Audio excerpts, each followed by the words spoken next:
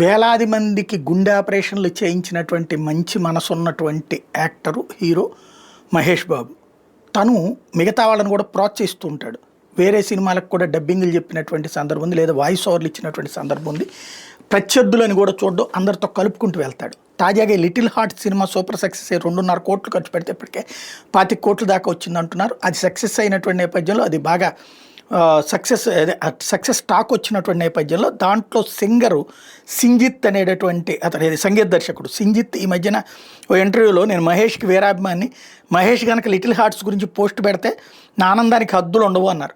ఆ ఆనందంలో phone switch off చేసుకుని వారం రోజుల పాటు ఎటైనా వెళ్ళిపోతానంటూ మాట్లాడారు.